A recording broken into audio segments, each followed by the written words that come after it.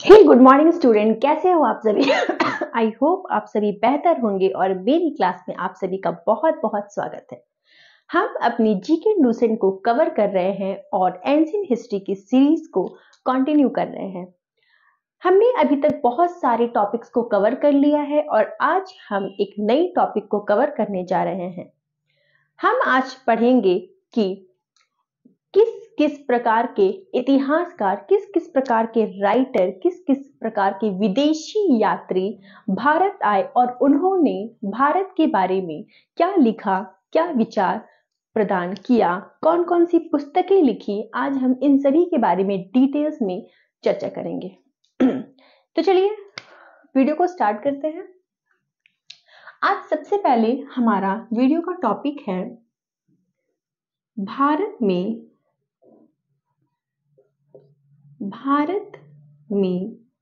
विदेशी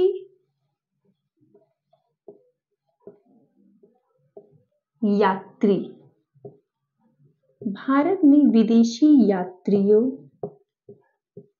का विवरण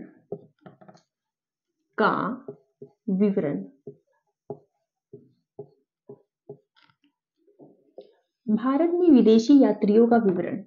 किस प्रकार से विदेशी जो थे, फॉरेनर्स जो थे, वो भारत में आए थे और उन्होंने जब पूरे भारत को घूमा तो उन्होंने अपना क्या क्या विचार प्रदान किया, क्या क्या विवरण उन्होंने अपनी पुस्तकों में लिखा।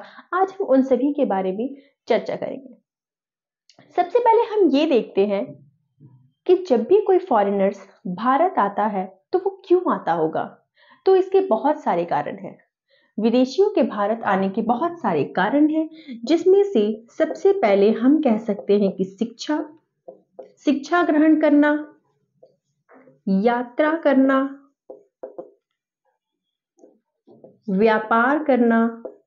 भारत के साथ व्यापार करने का तो सिलसिला आप सभी को बहुत ही बेहतरीन ढंग से पता होगा, क्योंकि अंग्रेज के बारे में सभी लोग जानते होंगे। वो भी भारत में व्यापार करने ही आए थे और भारत में शासन करने लगे थे। तो व्यापार का सिलसिला जो है वो भारत में बहुत पहले से ही चलता आ रहा है। तो शिक्षा, व्यापार, यात्रा, व्यापार और भी बहुत सारे कारण थे जिसके कारण विदेशी यात्री जो थे वो भारत में आते थे। विदेशी यात्रियों का भारत में आगमन होता था।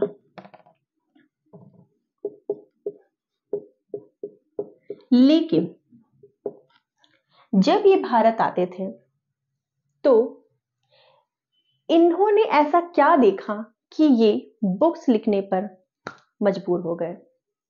भारत अपने आप में एक बहुत ही, आप कह सकते हैं कि बहुत ही अनोखा, बहुत ही समृद्ध देश है। भारत के जैसा दूसरा कोई देश इस पूरे विश्व में नहीं है। जब सबसे पहले हम बात करते हैं कि भारत में कौन कौन से विदेशी यात्री आए थे, तो भारत में यूनानी आए थे, जिसे हम ग्रीक्स भी कहते हैं। भारत में चीनी आए थे, यानी चाइनीज।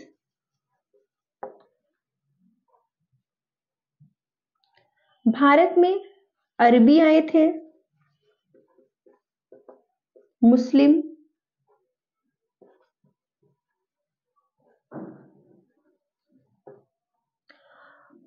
इसके साथ साथ अन्य और भी आए थे, ग्रीक्स। सबसे पहले हम बात करेंगे ग्रीक्स की, जो भारत में आए, उसके बाद चीनी आए, फिर अरबी आए और अन्य आए। आज हम ग्रीक्स राइटर के बारे में बात करेंगे और कल की क्लास में हम चीनी, अरबी और अन्य राइटर्स के बारे में बात करेंगे। चलिए तो हम स्टार्ट करते हैं यूनानी के बारे में। आप मेरी क्लास की वीडियोस का स्क्रीनशॉट लेते रहिएगा, आपको नोट्स बनाने में बहुत ही ज्यादा हेल्प हो जाएगी। सॉरी, तबीयत थोड़ी सी बेहतर नहीं है। चलिए स्टार्ट करते हैं। ग्रीक्स। सबसे पहले हम यूनानी यात्री या लेखक के बारे में बात करते हैं। कौन कौन आए थे यूनानी यात्री या लेखक। सबसे पहले इसमें हम नाम देखेंगे टेसियस।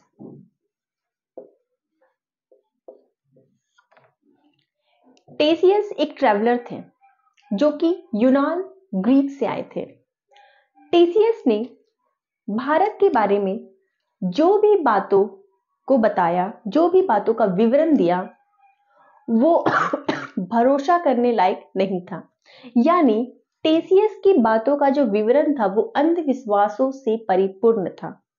टेसियस की बातों का भारत के बारे में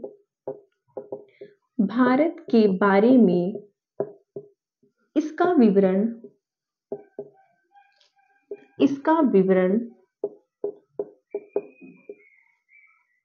अविश्वासी था, जिस कारण किसी ने भी टेसियस के द्वारा दिया गया विवरण को स्वीकार नहीं किया। तो टेसियस की बात हम यहीं पर खत्म कर देते हैं, क्योंकि जो विश्वास के लायक ही नहीं था उसके बारे में डिटेल्स पढ़ना कोई फायदेमंद नहीं है। नेक्स्ट हम बात करते हैं, सेकंड नंबर में हम बात करते हैं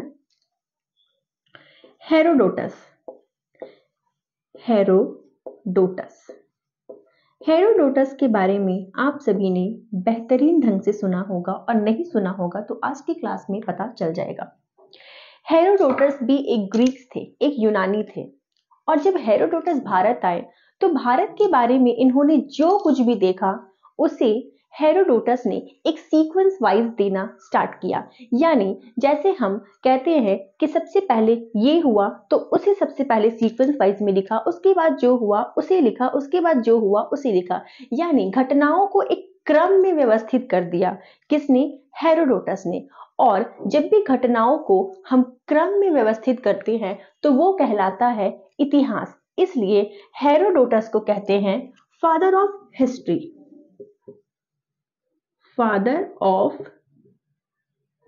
हिस्ट्री। क्यों? क्योंकि इन्होंने घटनाओं को क्रम रूप दिया, और ऐसा करने वाले ये पहले व्यक्ति थे। यानी घटनाओं को एक क्रम रूप देने वाले ये पहले व्यक्ति थे। तो हेरोडोटस के बारे में भी आपको पता चल गया। इनकी एक फेमस बुक है जिसका नाम है हिस्टोरिका। नेक्स्ट, हेरोडोटस के बाद हम बात करते हैं एक बहुत ही फेमस राइटर जिनका नाम है मेगास्थनीज।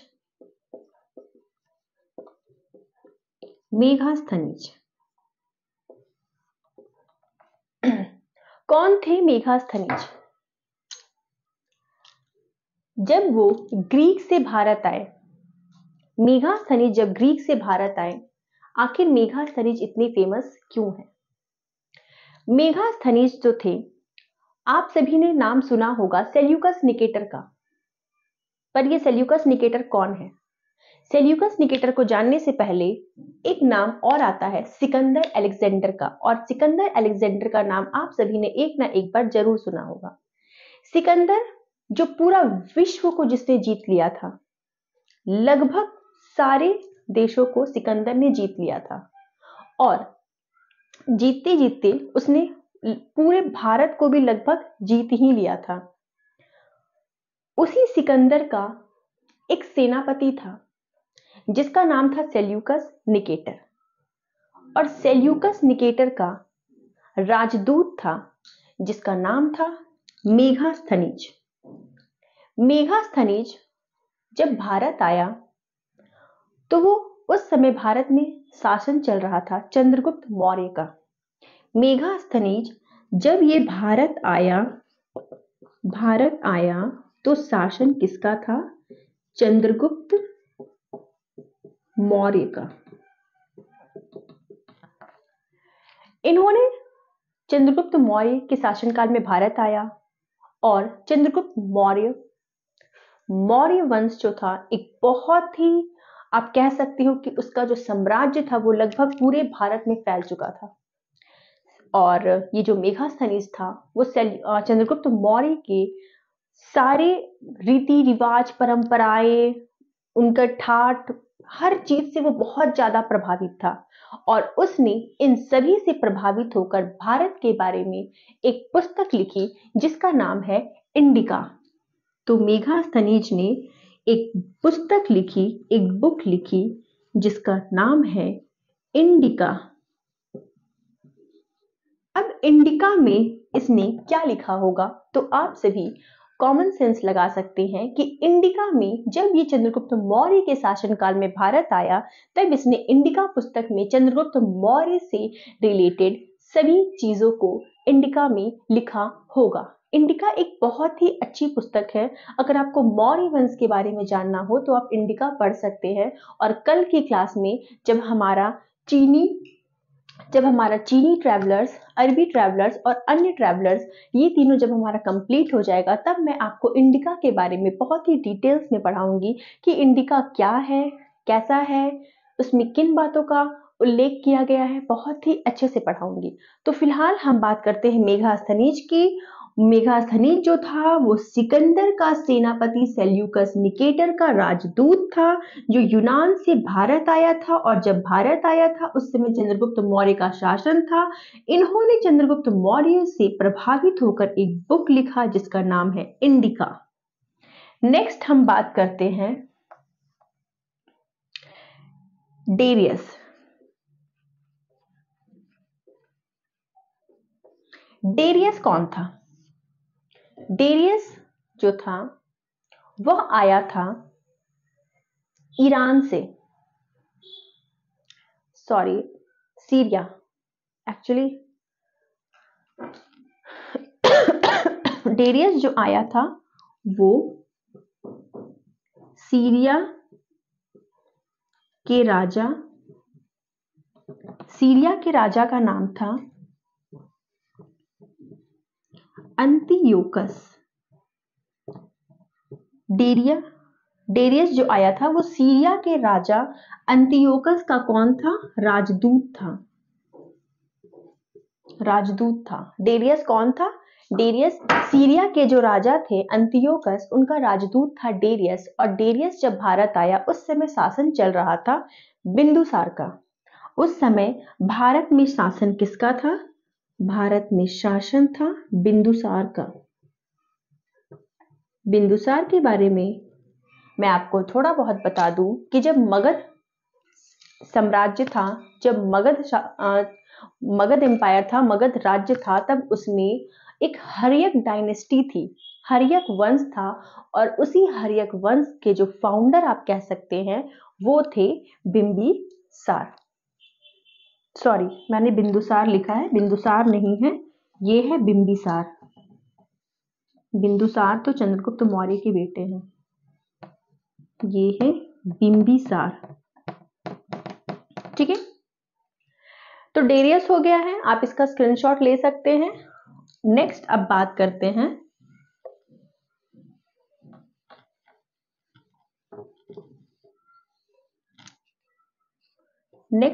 करते हैं डानियोसिस। डानियोसिस कौन थे? डानियोसिस जो थे वो मिस्र के राजा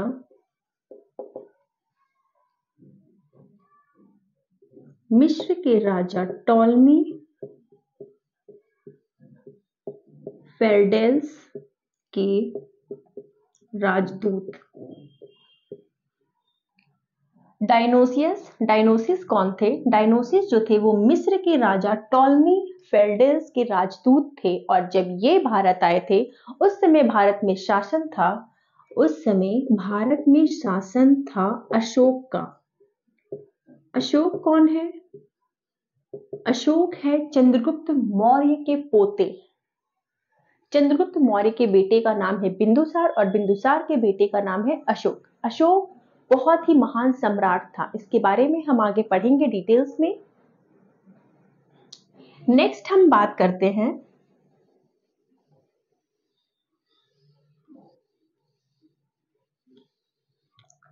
नेक्स्ट हम बात करते हैं टॉलमी। टॉलमी टॉलमी जो थी वो भी एक राइटर थी और उसने भारत का भूगोल नामक एक पुस्तक लिखा। भारत का भूगोल नामक पुस्तक टॉलमी ने लिखा, नामक पुस्तक। और ग्रीक्स में हम लास्ट देखते हैं तो ग्रीक्स में लास्ट है प्लिनी।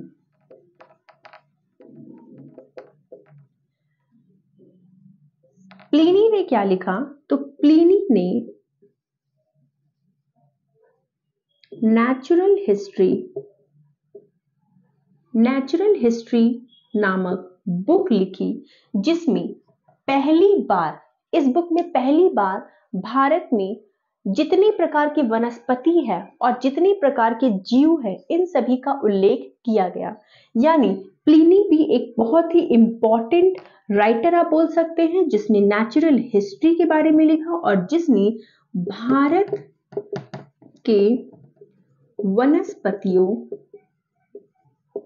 और जीवों के बारे में विवरण दिया।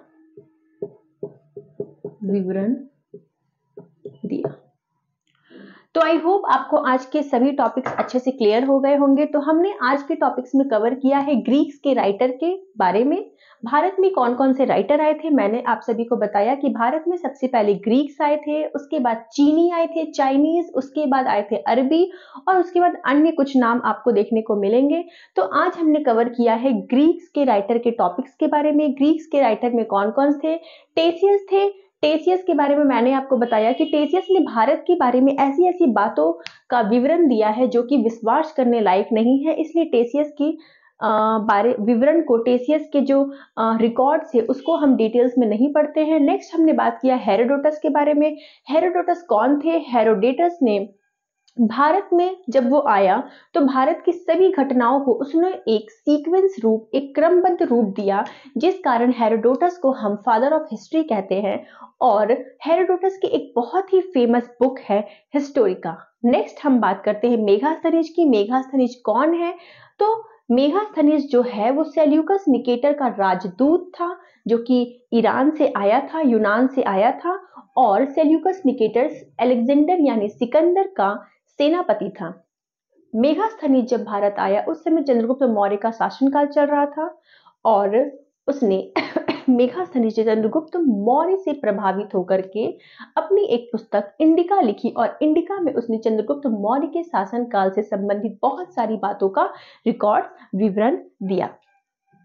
नेक्स्ट हमने किसे देखा? नेक्स्ट हमने किसे देखा?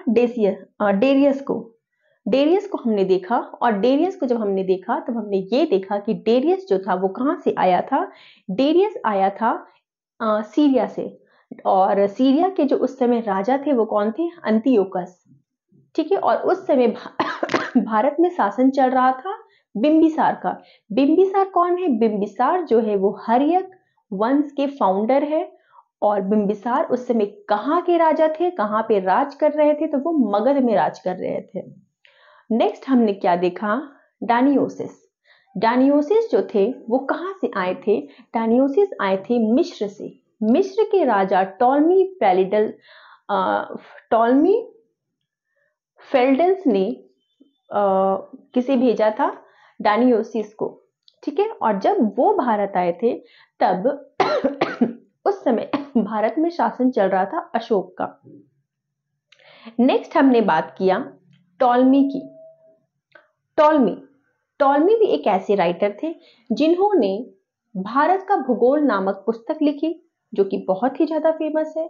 और नेक्स्ट जब हम बात करेंगे प्लिनी की, तब हम देखेंगे कि प्लिनी जो है उन्होंने नेचुरल हिस्ट्री नामक एक बहुत ही बेहतरीन पुस्तक बोलिए या रिकॉर्ड्स बोलिए, बहुत ही बेहतरीन ढंग से उन्होंने दी, जिसने भारत के वनस्पतियों और जीवों के बारे में सर्वप्रथम उल्लेख किया। आज की क्लास में हम कवर करने वाले हैं कि चाइना से, चीन से कौन कौन से ट्रैवलर्स आए थे, कौन कौन से यात्री आए थे और उन्होंने भारत के बारे में अपनी क्या राय प्रस्तुत की है, उन्होंने भारत के बारे में कौन कौन सी बुक्स लिखी हैं जिसमें उन्होंने भारत को बहुत ही अच्छे से डिटेल में बताया है। तो यहाँ पर हम जब चीनी यात्री के बारे में, चीनी ट्रैवलर्स के बारे में यहाँ पर हम जब पढ़ेंगे तो हम उसमें से कुछ इंपॉर्टेंट राइटर्स को देखेंगे। तो चलिए टाइम को वेस्ट न करते हुए वीडियो को स्टार्ट करते हैं और आज का हमारा जो टॉपिक है वो है चीनी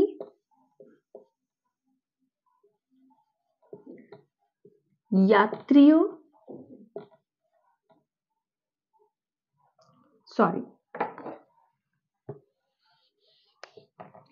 चीनी यात्रियों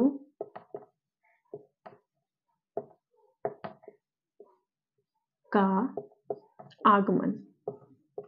चीनी यात्रियों का आगमन से आप समझ सकते हैं कि मैं यहाँ पर भारत में आगमन की बात कर रही हूँ। चलिए सबसे पहले हम बात करेंगे कौन से ट्रैवलर की, तो हम बात करेंगे फाहियान की। नेक्स्ट हम बात करेंगे Fahien and number 2, number 3 and number 4। Number 2 में हम बात करेंगे संयुगन की।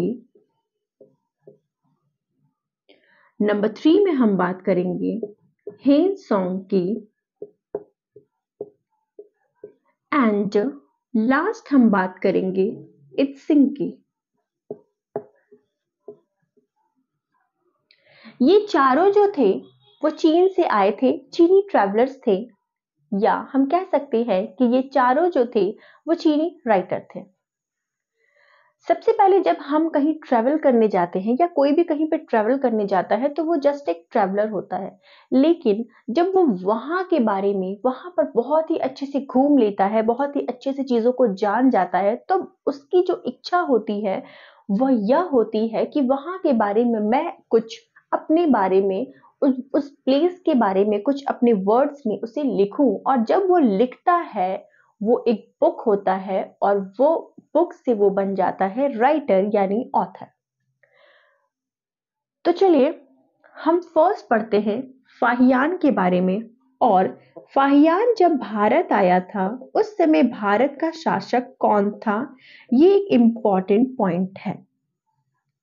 हम देखेंगे कि जब फाहियान जो था वो भारत आया था तो उस समय भारत में शासन चल रहा था चंद्रगुप्त द्वितीय का। चंद्रगुप्त द्वितीय का यानी फाहियान ने जब अपनी बुक लिखी और उसकी बुक का नाम था, उनकी बुक का नाम था फो म्यो की। इस बुक में उन्होंने गुप्त काल के बारे में बताया, क्योंकि वो चंद्रगुप्त द्वितीय के शासन काल में आया था इसलिए उसने गुप्त काल के बारे में बताया। उसने बौद्ध धर्म के बारे में बताया, बौद्ध धर्म की शिक्षा के बारे में बताया। बौद्ध धर्म की शिक्षा के बारे में फाहियान को कैसे पता चला? बौद्ध धर्म की शिक्षा के बारे में उसे एमपी में अभिलेखों से मालूम पड़ा और फाहियान ने मध्य प्रदेश के, एमपी के, मालवा के, इन सभी के बारे में बहुत ही अच्छी अच्छी बातें, खासकर अच्छी क्लाइमेट को बताया। फाहियान जब एमपी गया, फाहियान जब मध्य प्रदेश गया, तब उसने देखा कि वहां का जो क्लाइमेट था वो बहुत ही अच्छा था। उसने देखा कि वहां के जो लोग हैं वो बहुत ज्यादा सुखी से रहते हैं, कोई भी लोग दुखी नहीं था। इसलिए फाहियान ने मध्य प्रदेश के क्लाइमेट को विश्व का सबसे बेहतर क्लाइमेट बताया। अब हम बात करते हैं संयुगन की। संयुगन जब भारत आया तो संयुगन ने भारत में बहुत ज्यादा समय नहीं बिताया, इसलिए इसने बहुत ज्यादा भारत के बारे में वर्णन नहीं किया। संयुगन जो था वो भारत में सिर्फ 3 वर्ष तक रहा था और वो भारत में कब आया था? 518 एडी में।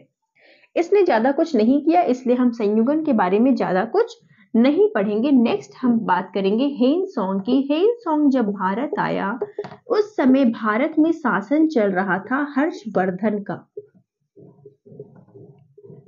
हर्षवर्धन भारत में शासन कर रहा था और हेनसोंग ने भारत में लगभग 15 वर्ष बिताए। 15 वर्ष एक बहुत ही बड़ा समय होता है और 15 वर्ष में हेनसोंग ने भारत के बारे में काफी कुछ जान लिया था। और जब इसने अपनी पुस्तक लिखी, हेनसोंग ने जब अपनी पुस्तक लिखी, इसकी पुस्तक का नाम था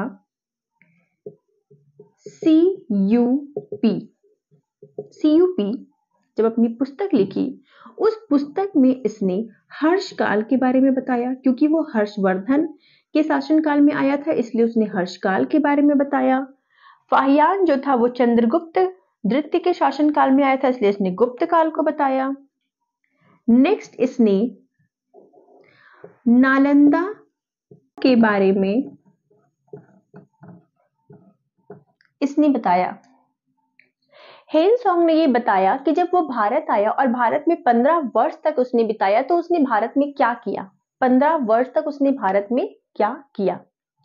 हेनसोंग ने बताया उसने सबसे पहले नालंदा विश्वविद्यालय में शिक्षा ग्रहण की, और जब उसने शिक्षा ग्रहण कर ली तब वो उसी विश्वविद्यालय में शिक्षक बन गया। यानी सबसे पहले उसने शिक्षा लिया और बाद में वह क्या बन गया, बाद में वह शिक्षक बन गया। उसके बाद उसने बताया कि जब वो नालंदा विश्वविद्यालय में था उस समय वहां के जो आचार्य थे वो शीलभद्र थे। वहां के आचार्य कौन थे? वहां के आचार्य थे शीलभद्र।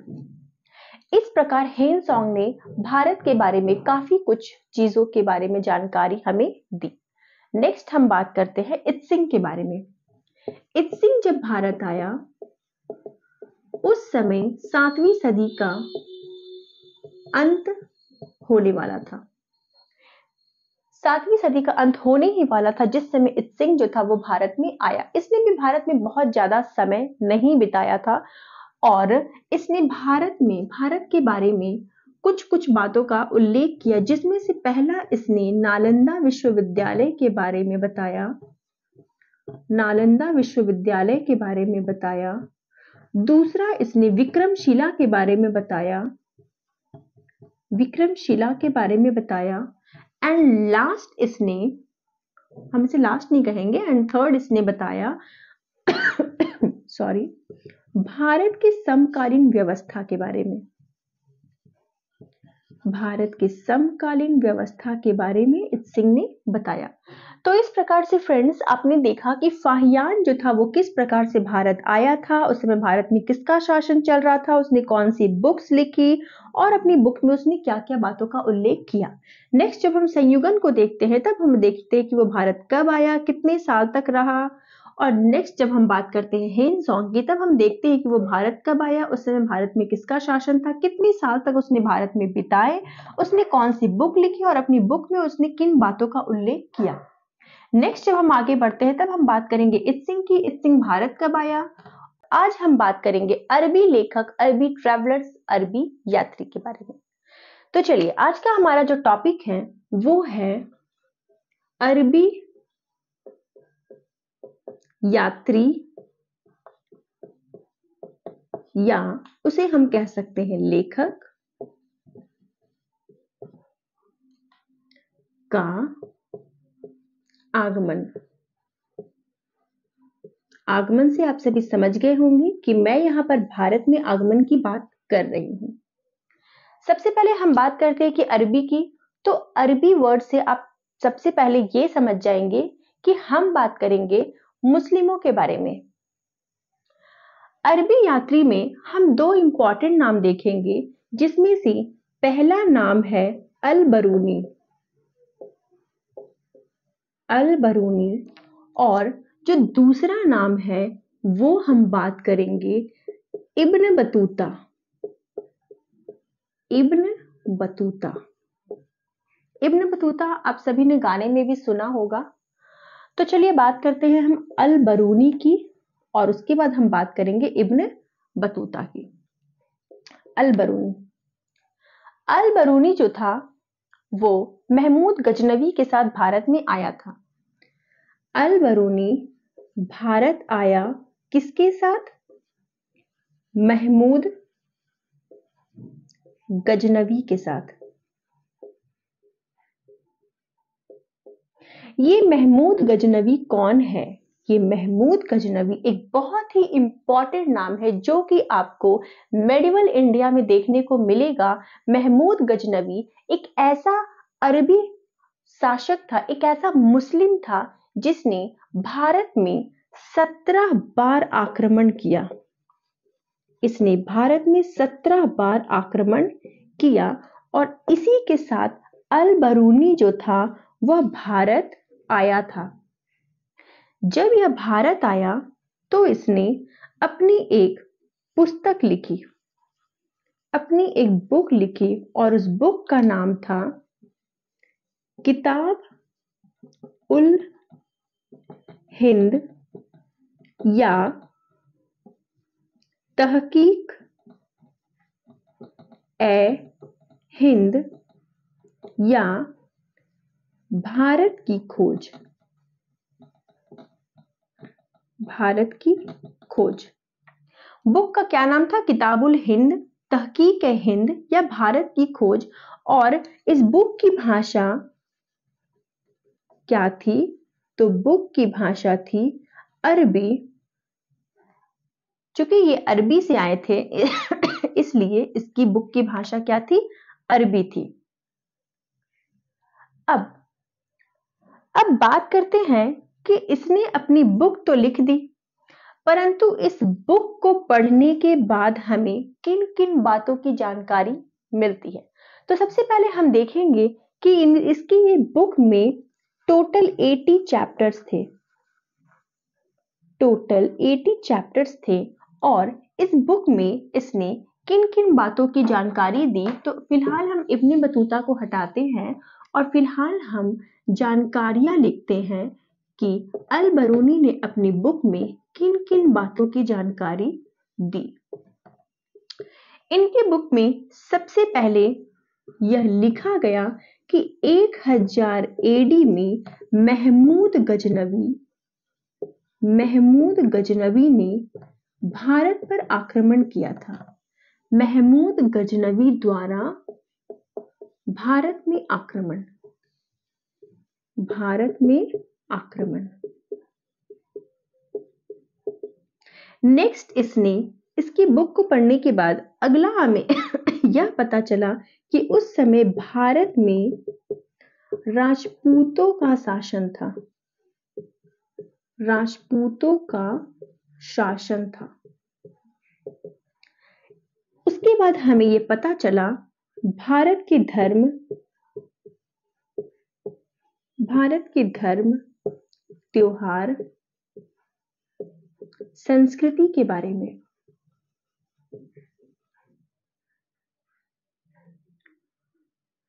नेक्स्ट हम जब ये देखते हैं, जब अल बरूनी जो था वो भारत में आया था और जब उसने भारत में इन सभी चीजों के बारे में लिखा, इन सभी चीजों के बारे में जाना, तो कहीं ना कहीं वह एक अरबी जानने वाला राइटर था, लेकिन भारत के बारे में इतनी कुछ जानकारी, इतनी कुछ चीजों को जरूर उसने कहीं ना कहीं से पढ़कर कोई हिंट्स लिया होगा। और भारत में अरबी भाषा में तो आपको हिंट्स मिलेंगे नहीं, भारत में जो हिंट्स मिले होंगे वो संस्कृत भाषा में मिले होंगे। इसलिए अल बरूनी जो था वो ऐसा पहला अरबी था जिसने संस्कृत भाषा को पढ़ा था। संस्कृत भाषा को पढ़ने वाला अल बरूनी था। ठीक है,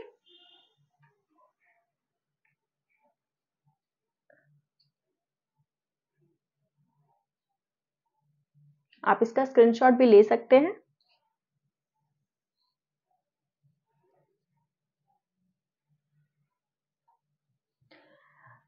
अल बरूनी के बारे में आई होप आपको सब कुछ क्लियर हो गया होगा। अल बरूनी भारत जब आया तब वो किसके साथ भारत आया? महमूद गजनवी के साथ आया। महमूद गजनवी वह मुस्लिम अधिकारी था जिसने मुस्लिम मुस्लिम शासक था जिसने 17 बार भारत में आक्रमण किया था। अल बरूनी ने अपनी एक बुक लिखी और उस बुक में 80 चैप्टर्स थे। उसने बुक का नाम रखा किताबुल हिंद या हकीकत ए हिंद, या उसे हम कह सकते हैं भारत की खोज। और अल बरूनी के बुक की जो भाषा थी वो अरबी थी। अल बरूनी ने अपने बुक में जानकारियां दी कि 1000 एडी में महमूद गजनवी द्वारा भारत में किस प्रकार से आक्रमण किया गया। भारत में उस समय राजपूतों का शासन चल रहा था। भारत में धर्म, त्योहार, संस्कृति कैसी थी, इन सभी के बारे में अल बरूनी ने कहा था। अब हम नेक्स्ट ट्रैवलर्स के बारे में बात करते हैं और हमारा नेक्स्ट ट्रैवलर जो है वो है इब्न बतूता। नेक्स्ट हम बात करेंगे इब्न बतूता।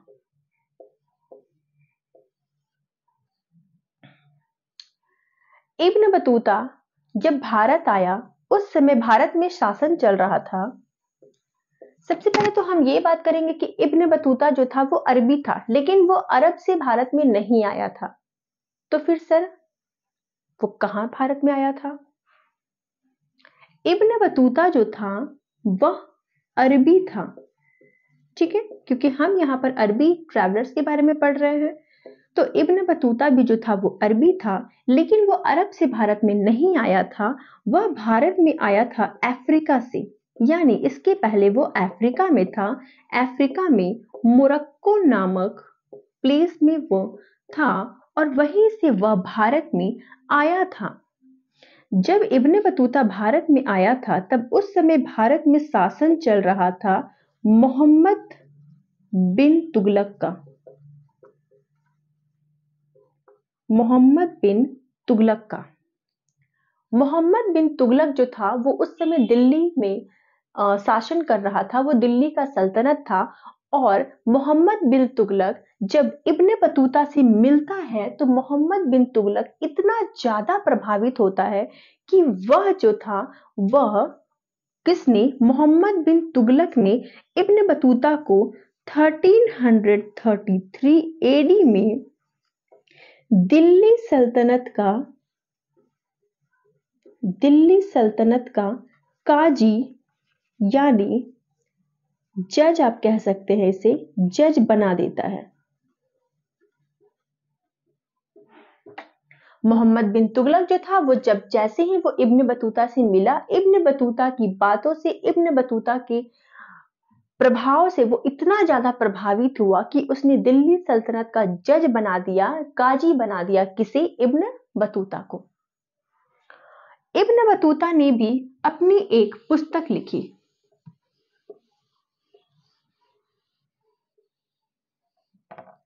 इब्न बतूता ने भी एक बुक लिखी और इस बुक का नाम था रिहला। इस बुक का नाम था रिहला। इस बुक में क्या क्या जानकारियां मिलती हैं? इस बुक में हमें जानकारी मिलती है तुगलक वंश के बारे में। तुगलक वंश के बारे में जानकारी मिलती है। 14वीं शताब्दी के भारत के बारे में जानकारी मिलती है। 14वीं शताब्दी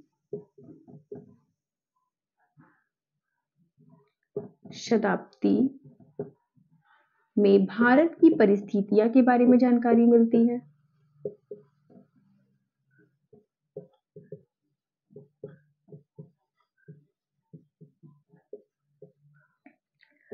इस बुक से हमें मोहम्मद बिन तुगलक के बारे में जानकारी मिलती है।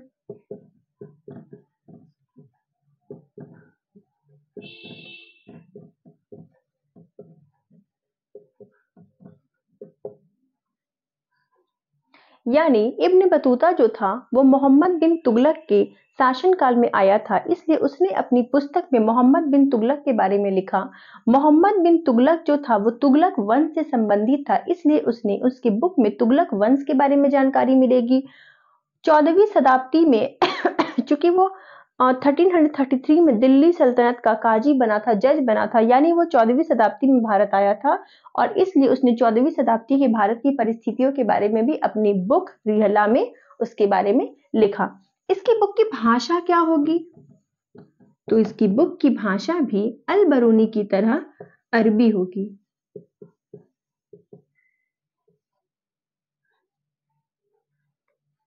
और इस प्रकार से आपके सामने अरबी ट्रैवलर्स का पूरा डिटेल्स है। आई होप आपको ये बहुत ही अच्छे तरीके से समझ में आ गया होगा, आपका कॉन्सेप्ट जो है वो बहुत ही अच्छे से क्लियर हो गया होगा। आप इसका स्क्रीनशॉट ले सकते हैं।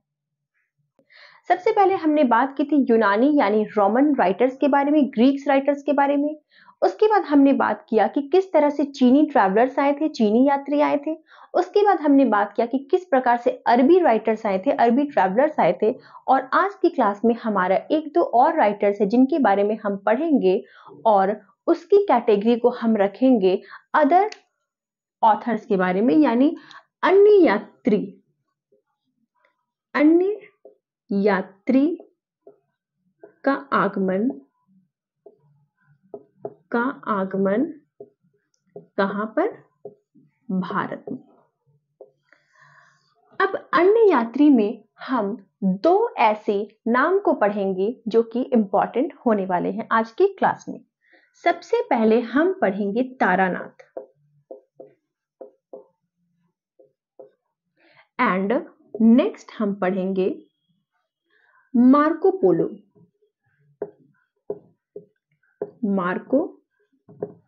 पोलो। तारानाथ के बारे में ज्यादा कुछ इंफॉर्मेशन तो नहीं है। इसकी बुक्स के बारे में हम देखेंगे तो इनकी बुक्स का नाम है तंग्यूर मंग्यूर।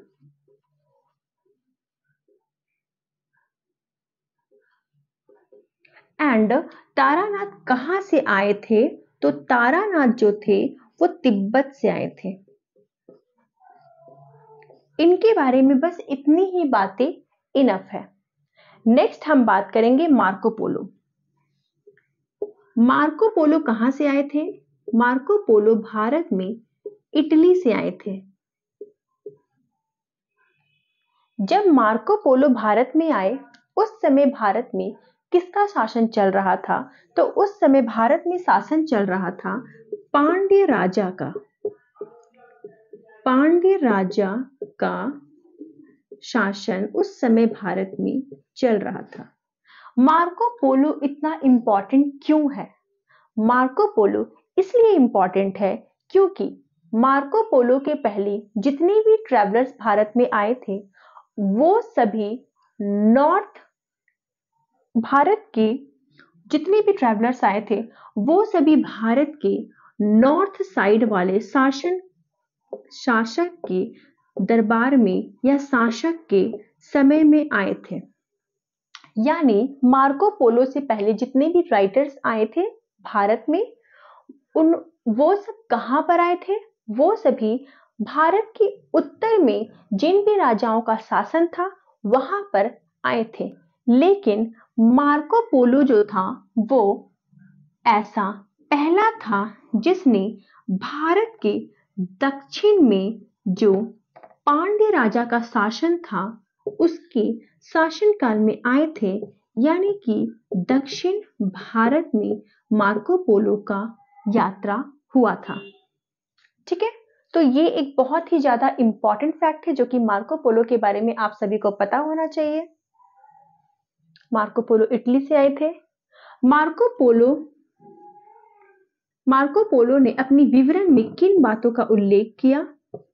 तो मार्को पोलो ने अपनी विवरण में पांड्य राजा के बारे में बताया, पांड्य राजा की जानकारी दी।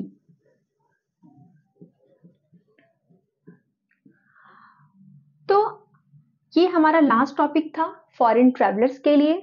तो हमने लास्ट टॉपिक में सबसे पहले तारानाथ को देखा। तारानाथ कहां से आए थे? तारानाथ तिब्बत से आए थे। तारानाथ की बुक का नाम है तंग्यूर मंग्यूर।